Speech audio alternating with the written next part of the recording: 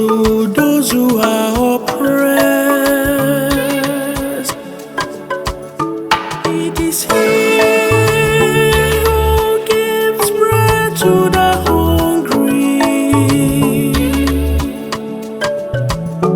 The Lord who sets prisoners free. My soul, give praise to the Lord. My soul, give praise to the Lord.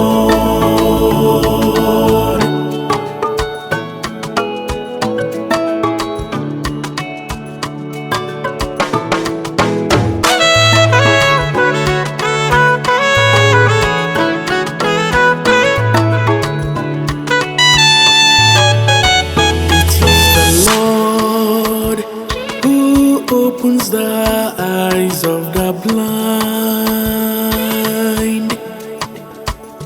The Lord who raises up those who are bowed down. It is the Lord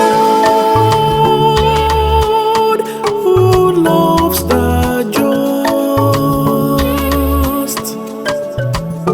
The Lord protects the stranger. My soul, give praise to the Lord. My soul, give praise to the Lord.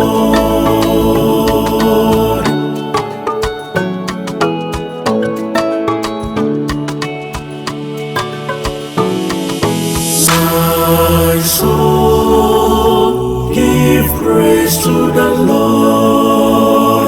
My soul, give praise to the Lord.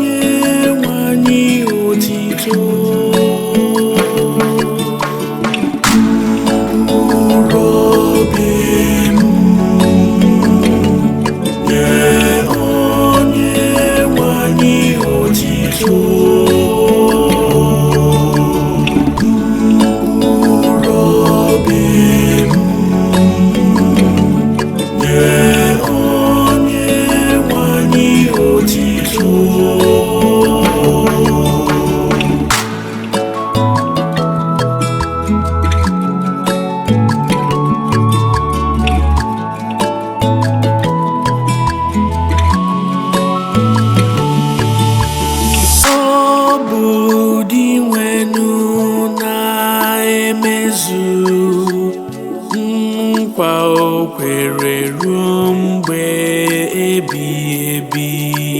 Ọ na-ekpe ikpe ziri ezi nye ndị a na-emegbu emegbu.